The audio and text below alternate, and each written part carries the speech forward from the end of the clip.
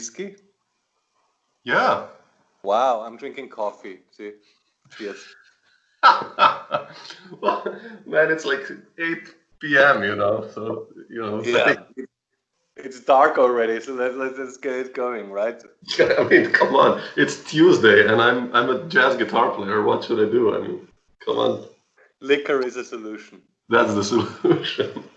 Anyway, Alex, okay, I just want to, I don't know, talk and talk through some of things that I'm really curious with you because, I've been Okay.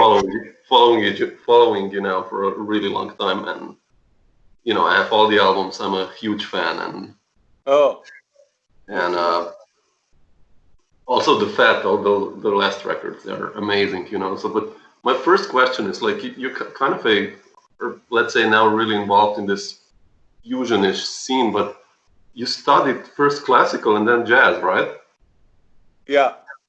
So Okay, the classic, I can explain the classical. yeah, When I was a kid, it's a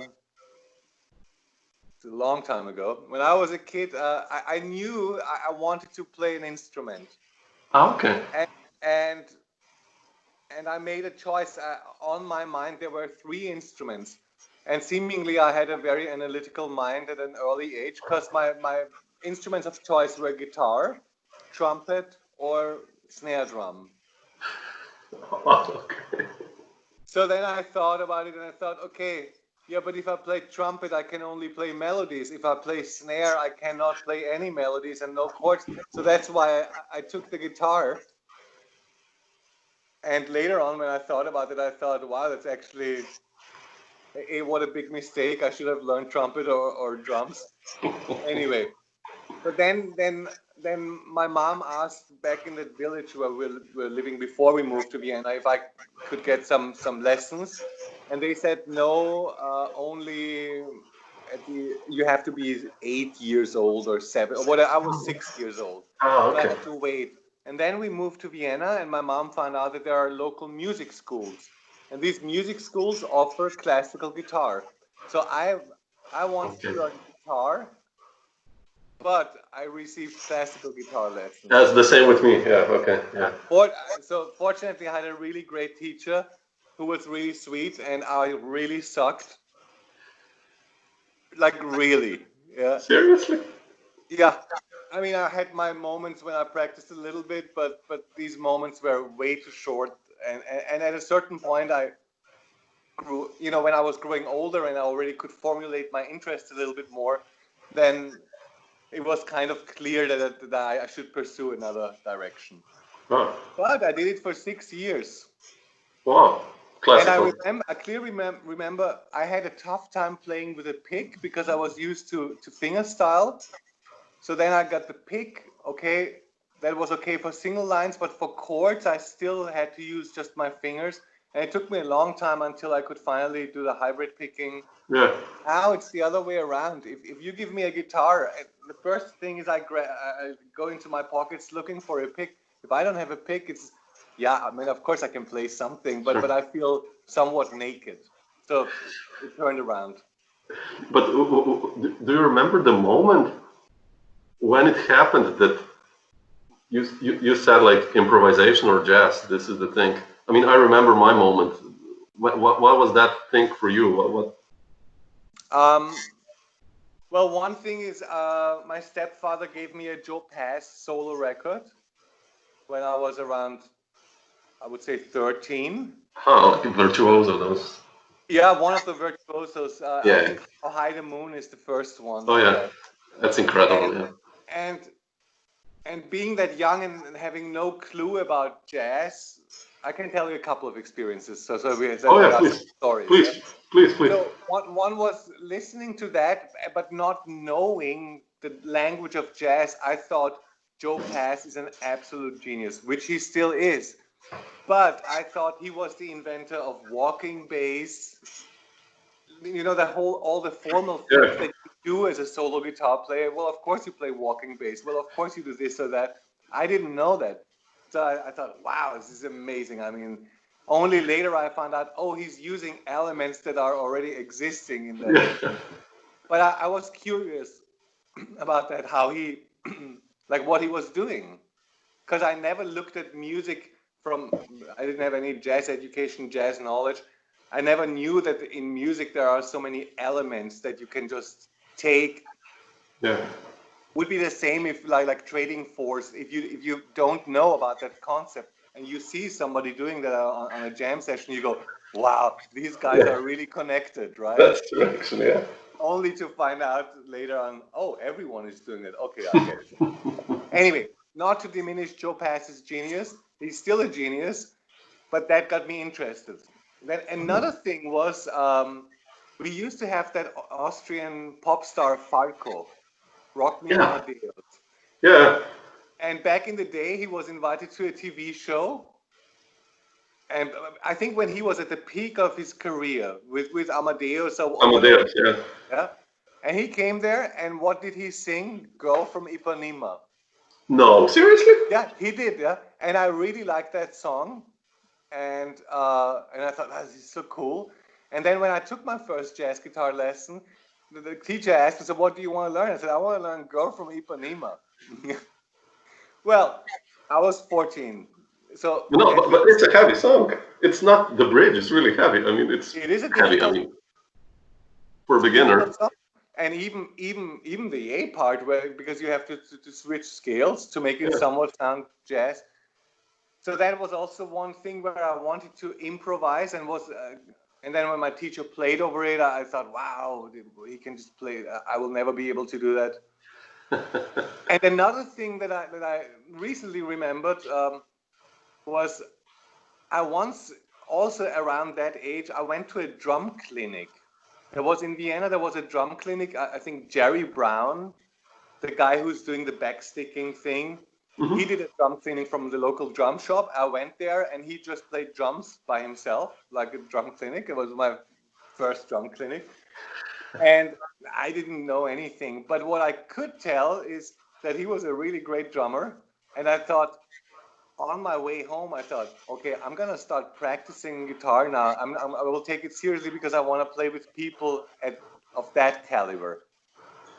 And so I made a pact with myself and started practicing. Didn't really know what to practice yet, but at least I made a decision or a commitment. Wow. So these were my early little things Amazing. there. That's a lot. Wow, that's cool. But then you studied jazz in Vienna, right? Yeah.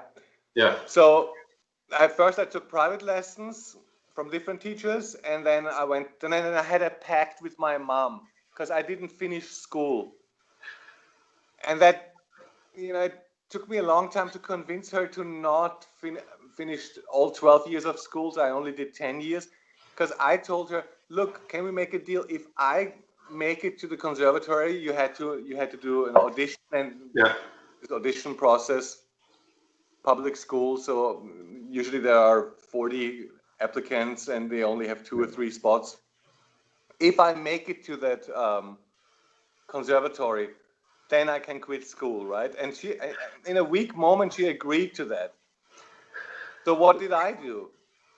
I went to the private conservatory where the customer is king in my last school year of regular school, and basically applied there, and they of course took me.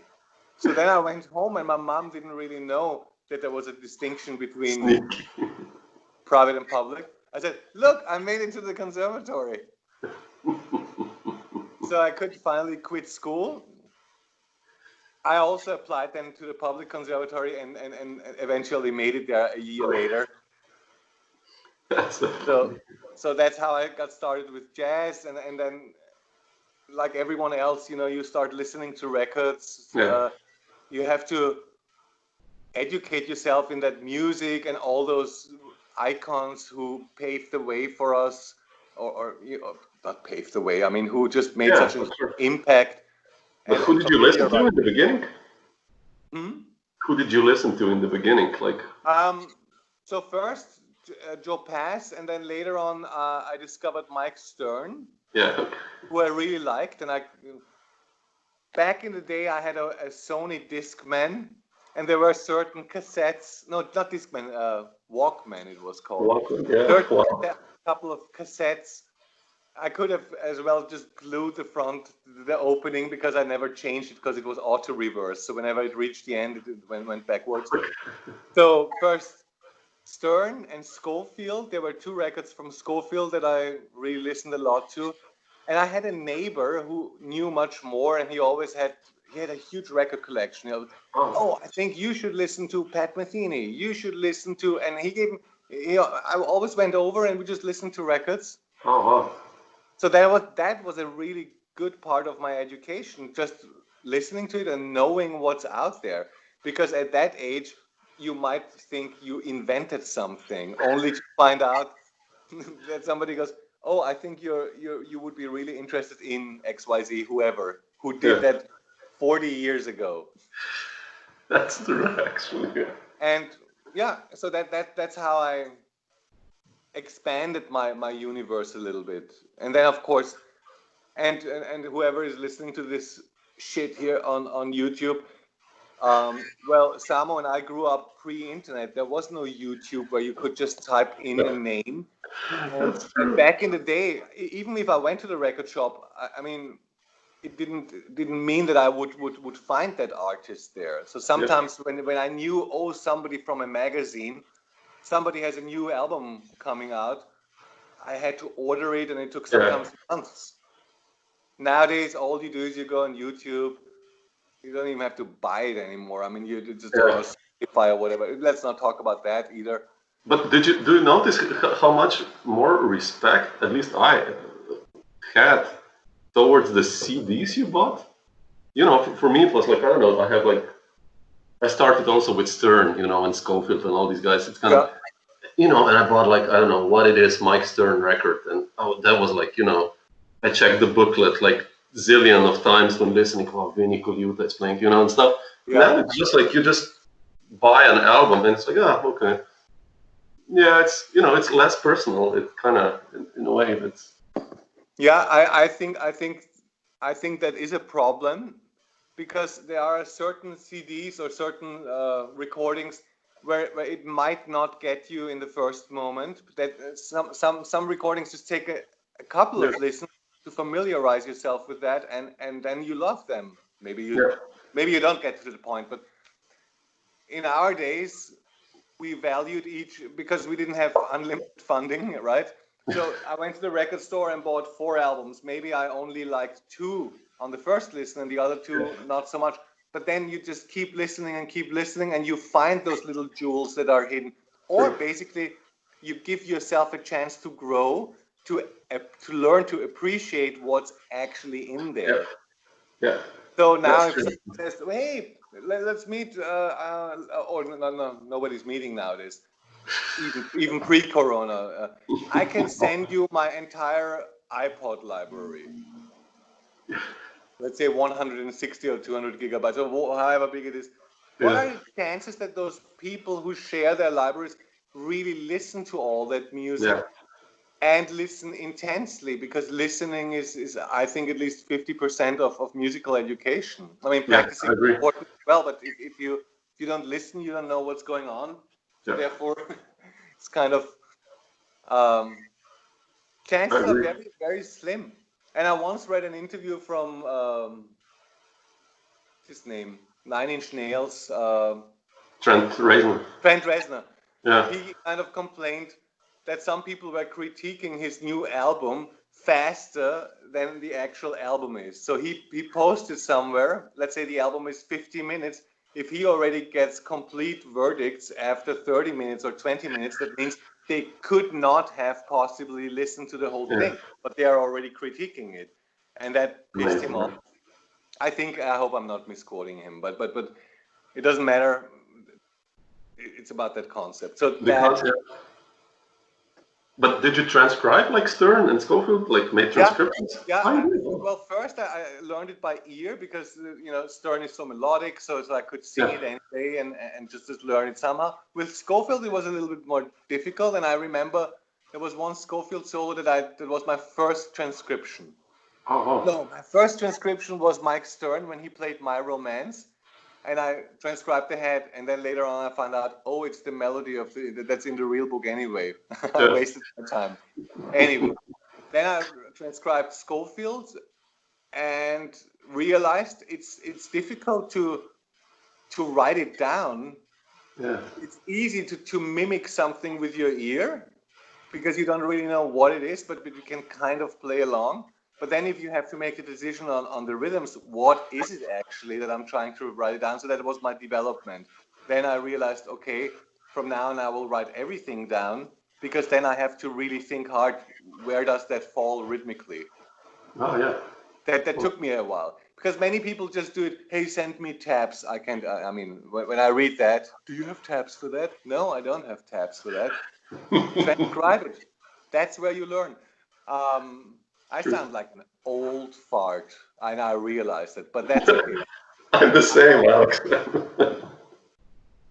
So then, that whole transcribing, writing it down, that's a big part of the learning. But And did you also transcribe horn players? a little bit, I transcribed a little bit of Miles Davis. I had one, I don't even know the album name. It must have been some bootleg on vinyl. I transcribed some Miles Davis. Piano players I transcribed Oh, wow. here and there. Yeah, a little bit here and there. Some drum parts I transcribed. Oh, really? Because then I got a computer. I got a super great computer, an Atari computer, and I was in heaven. So I certain things I could punch into my computer with my shitty sounds, and with a hard disk. And then later on, I got a hard disk, a 40 megabyte hard disk, which was the bomb. Oh my. But that hard disk was so loud. Yeah, it was like,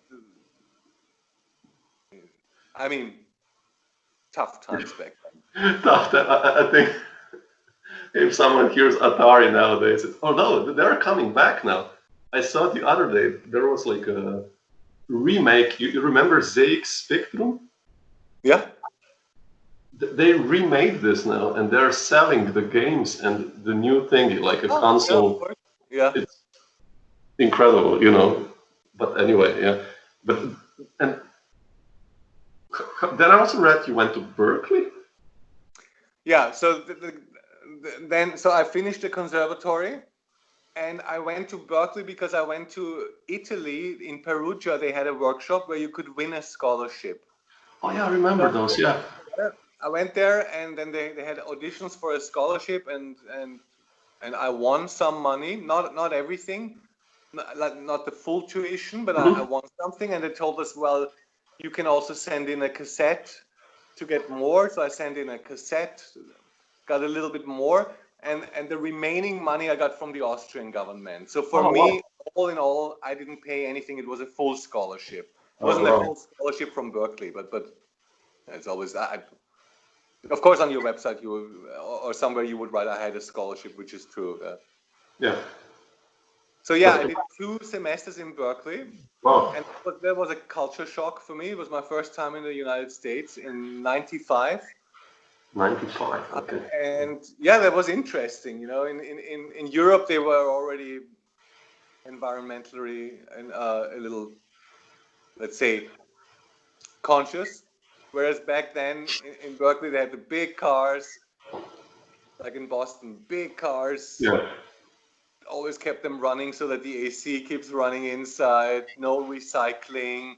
Many things I noticed that all of that changed. We do have recycling here now, and so it took me a while to get adjusted there. And another thing that I didn't realize was I wasn't used to that. Like a private school like Berkeley obviously has to finance itself. So it doesn't mean that everyone who's there is a genius. It means we have so and so many enrolled students. But they are so good at advertising themselves like the best jazz school in the world that my impression was I will come there and there will only be geniuses. Like everyone will be able to burn, which was not the case. So it took me a while to understand that, to kind of grapple with the fact, okay, this is reality. And it's a big school and lots of bureaucracy, I have to say, of course, because the bigger the school is, the more bureaucracy is involved. And at the end of it, it was a good experience. I had to, because it's so big, you have to get to know your way around it and find out, oh, this is a cool teacher. I wasn't used to the system where you could you could pick your subjects or certain classes. You've got so and so many core classes, and then you can take so and so many other classes to get to a credit system. What the fuck do I know about credits? It's different in Europe. Yeah, sure. Anyway, so I had a couple of really great teachers, and I highly appreciate that. Oh, who were they? Your guitar teachers there? There was one guy called Brett Wilmot. He wrote books about drop two voicings. The one class called Guitarmony, where we did exclusively for one semester just drop two voicings. And this goes really, really far. And I have his book, and I've never worked my entire way through the book. He's that thorough. I think he literally covered every possibility. Just my lack of attention that I didn't work through everything. And then there was another one called Polyrhythms for Guitar. And that was really good. That was the first part of the semester. We played 3/4, and the second part 4/3. And that sounds simple, right? But one of the exams was we had to sing. I think we did All the Things You Are. We had to sing the melody of All the Things You Are, tap the foot on 2 and 4, and comp in 3/4 at the same time. If you asked me to do that now, I would fail miserably. But back then, we had to do that, and that was really, really good. And he was a great teacher. There was another one. Mark White was my first guitar teacher. Who was a really good teacher. There was a great trumpet teacher who I had in some theory class, Ken Cervenka. I'm sure I'm missing. I'm forgetting anything. But there were some really good inputs. Really, really. Yeah, good inputs. And another thing I really want to point out is in Berkeley, there were some classes where they always encouraged you to compose, or the homework was composing something. And that never happened in Vienna. I think in Vienna, I only once had to write something, and I made fun of the teacher and wrote something really easy. And I had to laugh so hard while I was writing it. And then I gave it to him. This is good. You're onto something. And I thought, come on. But they made it. Very often we had to write something as a homework, so you get into the habit of writing, which I think is a good idea. It's like the same with transcription, writing down stuff, composing something. Okay, so you don't like this song. Well, write a better one, or learn about how a song, how a melody works, how everything works. Blah blah blah. I'm rambling. Well, cool, but okay, you mentioned all these guys, but when did this kind of? I mean, when I listen to you, you're like really your sound is original now, over the last 10 years. Really, like if I hear you, it's Alex, Wow, I mean, cool. I mean, getting slowly. I mean, no, but you know what I mean. It's like, but when did this kind of switch happen? Like, let's say I hear you're playing Holdsworth, definitely. Let's say. When did you start to follow this line? Maybe more like, or did this happen already from the beginning? Or no, at the beginning, I just wanted. My biggest dream was to sound like whoever was my current favorite. Yeah. And then I had a couple of key experiences where I mean, or maybe it just dawned on me after a while. There's probably a really good George Benson and a really good Pat Metheny in every major city, and a good Joe Pass and a good Paul Gilbert and lots of Steve Vai. So I kind of realized, okay, that's one way to do it.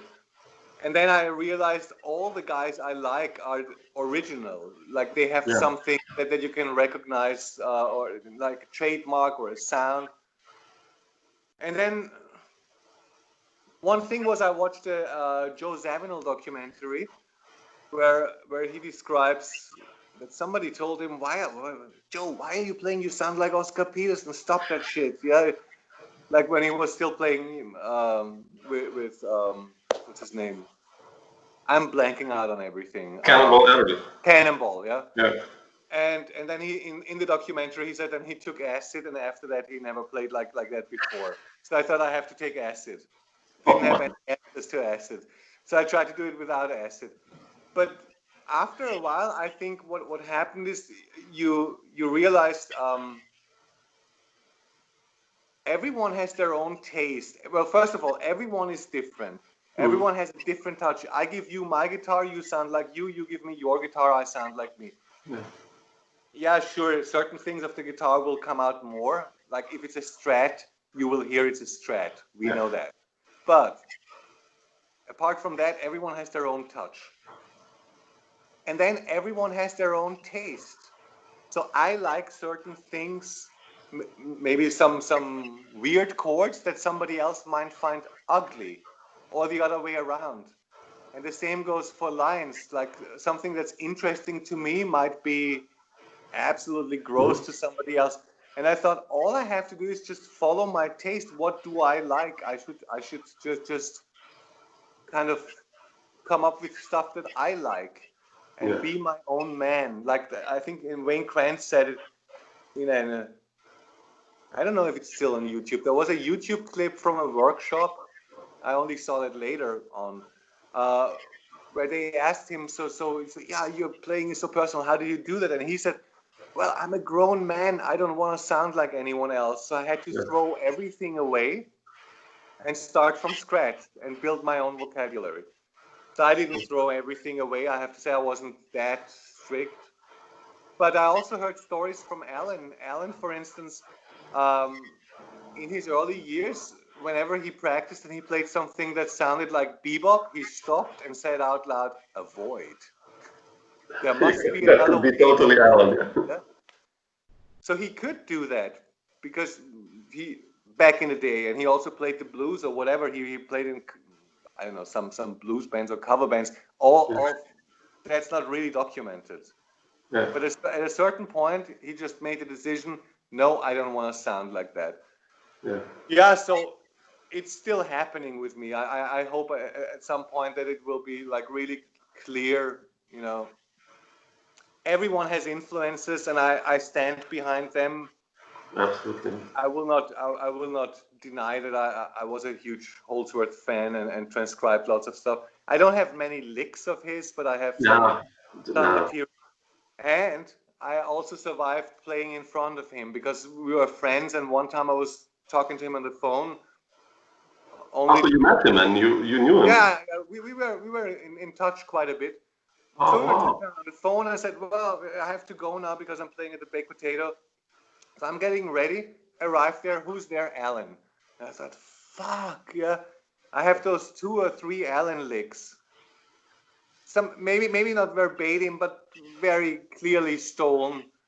And I thought, okay, tonight I cannot play this. And then I found out, wow, how much of a habit it is. You play something and you land on there. It's kind of a safety zone because you know what. I did not play those licks and still survived, and all went well. But that was also a wake-up call. Yeah. You know?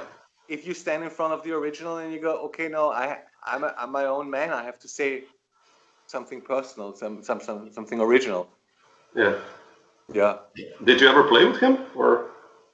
Only at home once, but never out. No. Amazing. Yeah. No, there was a plan to make it. He once asked me if I wanted to do like a not duo record, but 2 guitars and rhythm section. I said, yeah, of course, yeah. Well, let me think. Okay. You'd be like, I don't know, Alan. I don't know. I'll think about it. And this is also. And what made you then? Okay, so you did Berkeley, you went back to Vienna, and what made you then decide to move to the States, to LA, and let's say not New York, for instance? How come this decision? New York is cold. Vienna is cold in the winter, and my wife and I went.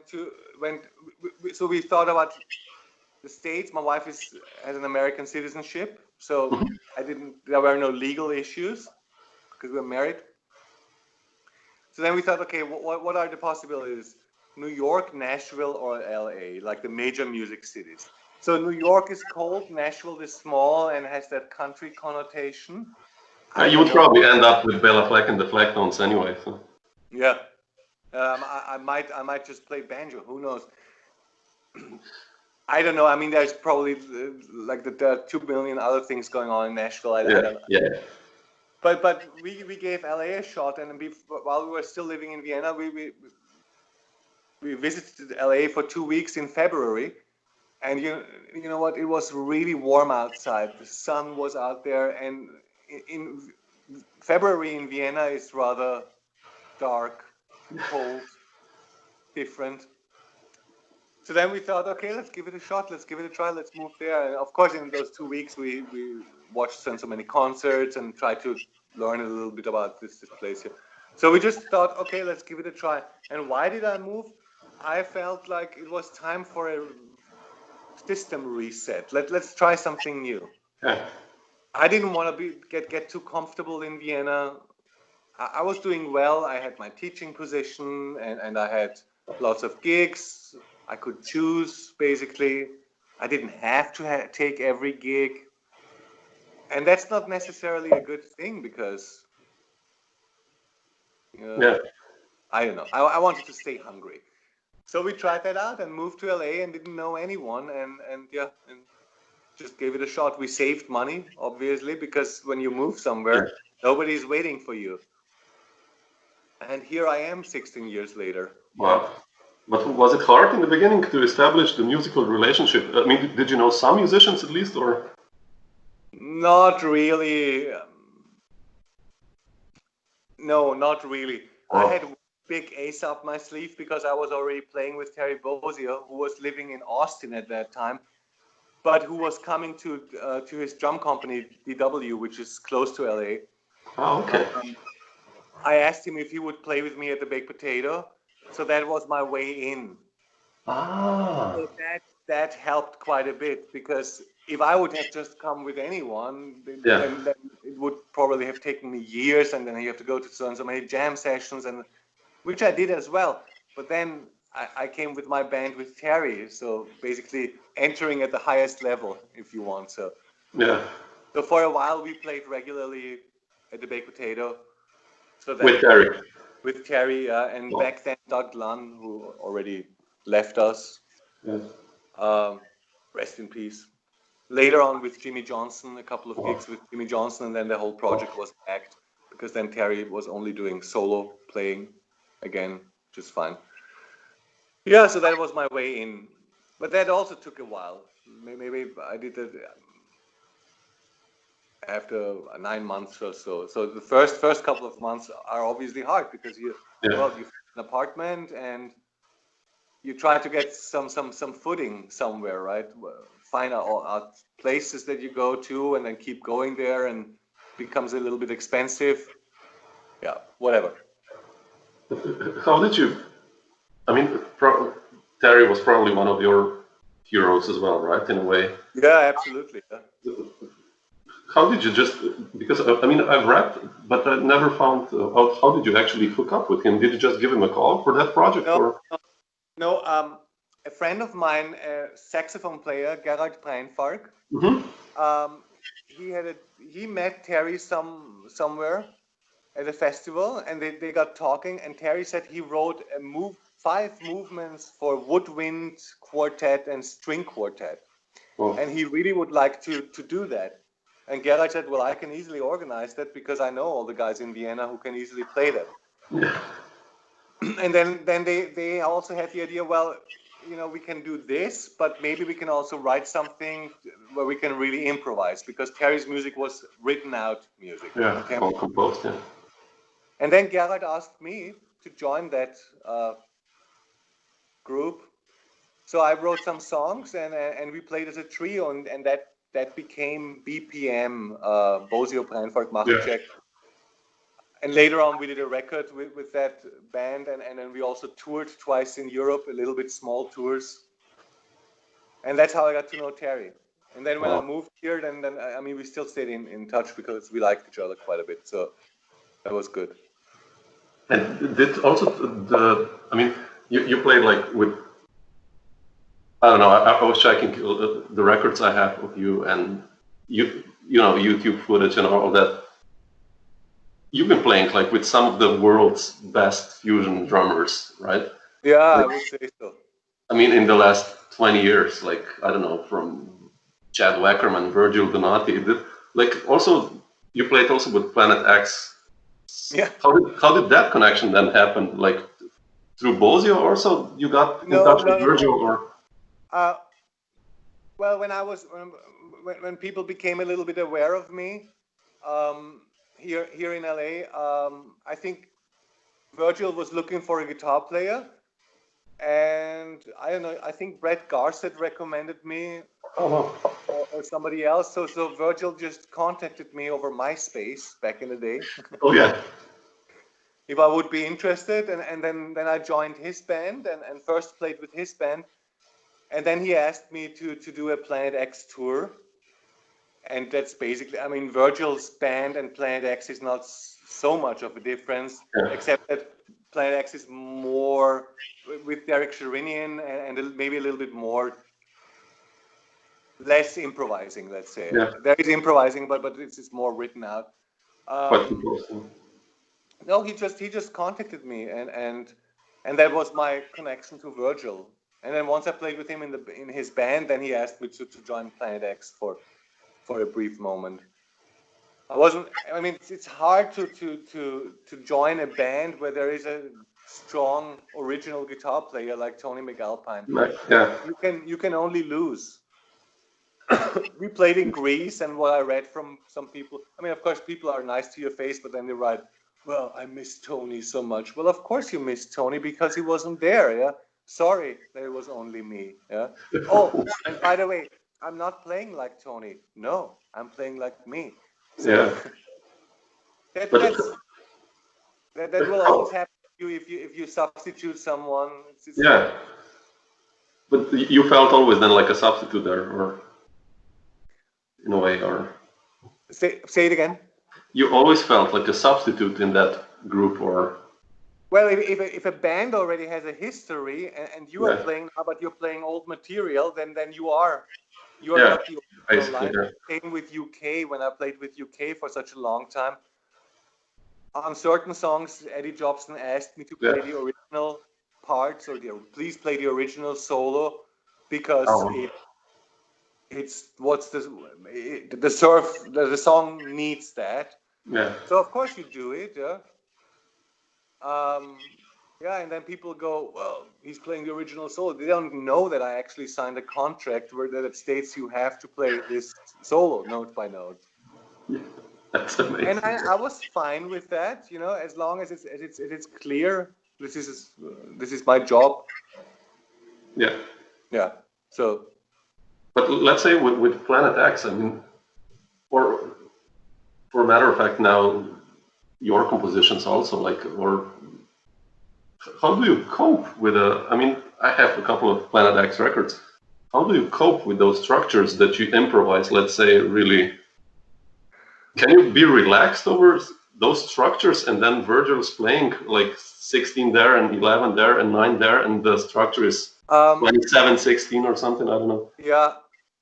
Well, all I can say is Virgil's music is probably one of the most difficult types of music that I played. Yeah, Relaxed would be exaggerated. yeah, Let's put it like that. Um, with his music, when he asked me over MySpace, he sent me one track, the music, an MP3, and also the score. And okay. I listened to the track, and I'm a good reader, and I was trying to read along, and I thought, oh, he sent me the wrong score, only to find out he sent me the right score, but he was rhythmically reinterpreting everything. I heard it differently as it was written than it was written. Wow. So, but once you do it more and more and more, obviously you get a little bit more comfortable, and you are not as surprised by everything. Let's put it like that. Okay. So Yeah. that makes it easier. But still, Virgil's music is rhythmically very challenging. Yeah. Yeah, And I it's played with other people who challenged me a lot. So Marco Miniman had a couple of says, let's play in 15-16 because it's so easy. And yeah, maybe for you, I haven't done it before. Yeah. how did you meet Marco, by the way? Marco, I met. There was one bass player who here in town. Now he lives in Las Vegas. Who liked me and who always. It was the bass player, Antti Kotikowski, a Finnish guitar player, me, and different drummers. And we played the potato from time to time. And one time it was, or for a couple of gigs, it was Marco. So I got to know Marco, and then I asked him to play with me in my band, and then we played together with Eddie Jobson. First, it was called UKZ, where Eddie tried to do something new, but then he fell back on playing UK music. So that's where we crossed paths. And who gave you then the initiative for 24 Tales? Was it you or was that Marco's idea?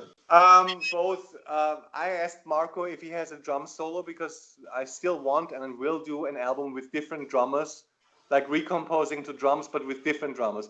And Okay. Marco said, I have a drum solo, but it's 52 minutes long. You can just take a part. And then Marco came up with the idea that he wants to give the same drum solo to so and so many people, which he did. And I said, okay, I accepted the challenge of composing like 52 minutes, and that was very challenging. How long did it take you to do that? Years.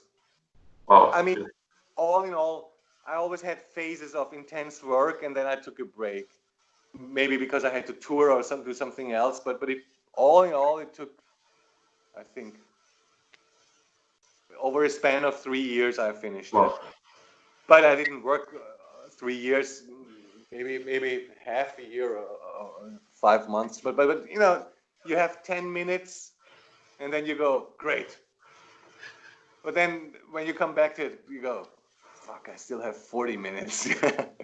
But there is a point of no return when you already have too much where you feel, well, I have to finish it somehow. Yeah. But how did you approach this? Did he tell you what's, because you listen to that and then it's like, I mean, it's okay, Marco, there's like, I don't know, a part in 9 and he's playing some quadruplets over, or did he tell you what he did somewhere, or no? Did you analyze it together, or? No, I analyzed it. Sometimes I called him and wanted to, and then asked him to, hey, could you help me out there? But I just received the drum solo and I beat mapped it in Logic, the entire thing, so that I know what's going on.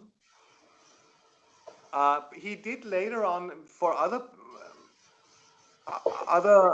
like John Tchaikovsky and Trey Gunn. I think he did like a run through an explanation, like they let it run and he told everyone what it was, but I never got that track. So I just did my own analysis and I think with certain things I called him and said, what's going on here?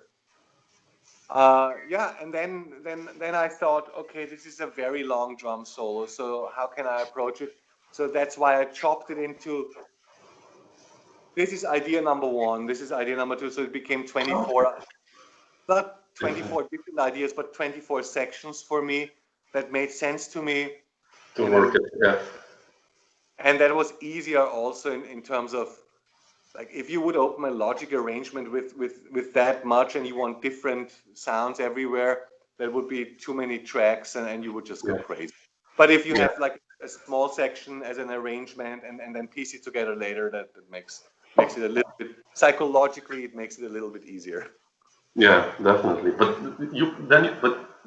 okay, you played guitar, but you did bass and piano as well, right? And all the string my arrangements. Mouse, the piano, I punch in every note with the mouse. No. Yes.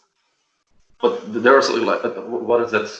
Anomica or Sweet Torture or something like that. That's like some really like Cecil Taylor almost playing there. You clicked that? Yeah, every note. I'm a really bad piano player. So you didn't even use a MIDI keyboard to type in the chords, clicks. No. Oh fuck. No, I'm good with the mouse in the piano roll. I know what notes I want, and I'm patient enough to click every note in. And then you did the velocity and everything, and of course, and the pedal. Jesus, man. Okay, that's some heavy stuff. Well, I mean,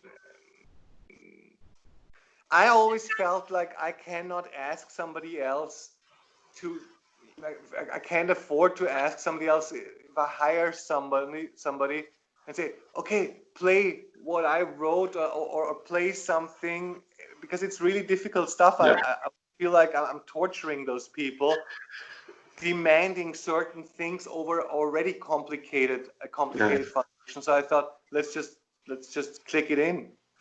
Yeah. Wow, amazing. What to do. So that means that you basically also write your music on guitar, basically, or? Either on guitar or just I sing it, and sometimes I don't have a guitar and I sing it and click it into the computer and listen back to it. Usually I start with some electric piano sound or something. That's my starting sound. I'm not that it will sound like that, but I know what it will sound then like on guitar. Some things I do on guitar, and some things I do not on guitar consciously. Oh, And the okay. things that I do not on guitar usually end up being really difficult. Yeah, I Because remember, because then you have to find a way how to play it. that's what I mean. You gave me, I think, one lead sheet when we met. Like, I don't know which song it was. I know, like, yikes. You know, like 16th notes and break, and then like everything. You know, it's damn, it's heavy stuff, but quite cool. But how do you develop your compositions? Like, then do you like usually write it in one piece, or do you like work on it through a longer period? Because It's different for everything. Sometimes usually I try to find something that I find is worth keeping.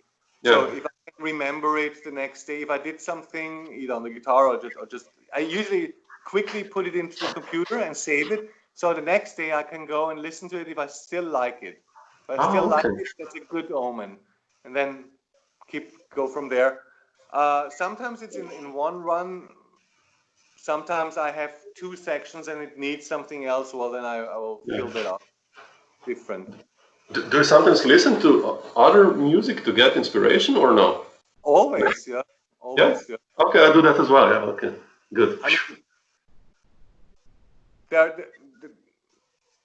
I could rattle off the list who I listen to, but that's not the.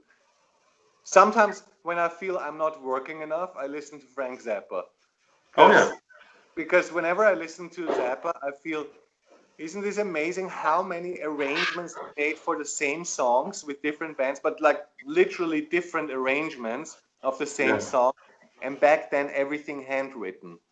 Yeah. That's So amazing. Yeah. he didn't waste any time. Of course, later on he had a computer, but you know, there was a time when he still did everything by hand. Yeah. Then whenever I listen to Brad Mehldau, I feel like, okay, I Oh. really have to practice a lot. When I listen to Ben Monder, I go, Yes. yes, That's beyond. Yeah. way more, and so on. So I have my certain trigger recordings that do something to me in a good way, that Oh. inspire me. And sometimes I just hear something and can't even tell you what it was, but I liked something, and yeah. Do you still like explore music in a way, that search for new things, or? I do, but I have to admit, not as much as I used to when I was young, because there is already so much music that I know that I could still listen to a Yeah. lot until the end. Like going back to Joe Pass, it's not like I will never listen to Joe Pass again. There's still some beauty in it, or Oscar Peterson, because I mentioned him. I listened a lot to Oscar Peterson when I was young. Really? Well. There's so much great stuff that they did, and I don't know, Miles. You can listen to Miles forever. True. Yeah. It's not like, okay, I'm done with Miles. I need new stuff. So you Yeah. find of course you find new stuff, but the more music you know, the more difficult it is to find something that has an equal impact. Yeah. Because you already know more. So I'm a little bit more selective or picky, if you want. Yeah, But no. find a band where I go, okay, I really like that. It's quite funny that you mentioned all these jazz guys, like Oscar Peterson, Brad Meldau, and then for a long time, I mean, I was so happy when that record with Gary Husband came out now, Yeah, because that's for me finally like an Alex jazz record in a way. You know yeah, what I mean? Like because you're playing, it reminds me like Bill Evans, Jim Hall, kind of this almost. I mean, it's modern, of course, and different, but the vibe is so gentle and intimate almost. And how did this project come up with Gary Husband? I mean, I played with Gary Husband before already when he was on drums. He played a European tour with UK. That's where I know him from, or I met him earlier. So that's when we played. And then Shuvik from Abstract Logics had the idea to do a duo record. There's a studio in North Carolina, like a world-class studio, Miraverse it's called. So he knew that guy and organized it. So we met in North Carolina. And yeah, it was the idea from Shuvik from Abstract Logics. And so we prepared ourselves. We sent each other tunes before, practiced them, and then met there and had 3 days in a studio and worked all day to first practice it and then record it. And of course, some things we recorded in sections because we didn't rehearse forever, right? And then I edited it a little bit, different takes together, and yeah, that's that record.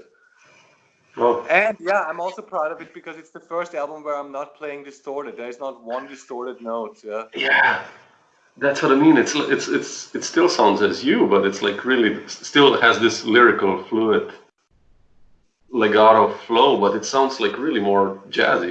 It's like Yeah. some parts are really amazing. Do you still plan to do something like that also in the future, like or? Oh, absolutely. I want to. I'm playing lots of chords and sometimes I feel I just need a drummer that plays a little bit softer. Honestly, if there would be drums in a band setting, I think the drums always dictate the sound of the band. If you have a Mhm. drum with a powerful, punchy sound, forget your clean sound because it will Yeah. not cut through. Fat was originally planned to be soft. The original idea was upright bass and very soft drums. Really? Oh, wow. But over the years, Herbert developed a new appetite for loud playing. And I mean, I'm okay with that, but sometimes it forces me to go a certain direction. I Yeah. cannot play; it just doesn't cut through.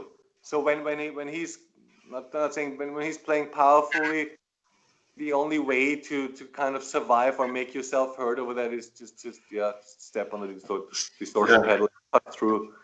But the problem with that is with the more distortion you have, the less you can play chords. So I do play chords with an overdriven, distorted sound, but they are not intricate chords because the more intricate they become, the less they are understandable. Yeah. Sure. So Nice. So, yeah, yeah. hey, but I'm getting older, so yeah, I should do a record or I should do a project where everything is a little bit softer and where I can play clean. Yeah, I love at home. I have to admit, 95%, 98% of the time, I just play clean. Yeah. Either on Oh, my acoustic or on my electric and just clean, even legato, because that's the best exercise. yeah. The distortion helps, obviously, right? Yeah. But you And still then, practice that every day, kind of? yeah, not enough, unfortunately. Okay. Oh, that's cool. Yeah, I That's have to cool. practice. There are so many. I have so many started ideas and concepts that are not in my active vocabulary yet, where I know if I keep doing it, it will show up. Yeah. And a little concept. It starts with a little concept, and then you take it further and further and further, and go, Yeah. why can't I play that all the time? Amazing. Yeah. Cool, man. Cool. Do you Good. practice? I do. I Yeah. do. See, Yeah. cool. I mean, I listen to a lot of music lately. It's kind of seemed part of a practice, like really. I don't know if that's practice. I guess it is, but yeah. Oh yeah, oh absolutely. Practicing your ears is. Yeah, it's just I don't know. Especially in these Corona days, I listen to a lot of music. It's like. You know what was good about the Corona time? If when you know that everyone is sitting at home, it makes you a little bit more peaceful. Because if you don't have gigs, for instance, Yeah. and you know everyone else is touring, you feel miserable, and you can't enjoy your time by yourself as much as if you know, hey, everyone is sitting at home. I can relax. There's no stress. I'm not missing out on anything. I That's should true. just use the time. Yeah. That's That's something I really enjoyed about that time, and I'm still enjoying. Let's just reset and not be. You know it, how I it know is. what you mean. Yeah, I know what you mean exactly. Yeah, exactly. We always have to be everything. We have to be our booking agent. Well, we Yeah, have to be the musician, the sound engineer, the web designer. Like the list is endless. The video editor, the this, the that, the blah blah blah blah blah. And we always feel we have to work more, but in yeah, reality, we are already doing like 10, one, like our job is probably the jobs of at least 10 people or more. true. Like Yeah. it used to be in the old days when there was still some money in the music industry. Yeah. I mean, yeah, it's changed definitely. Yeah. Yeah.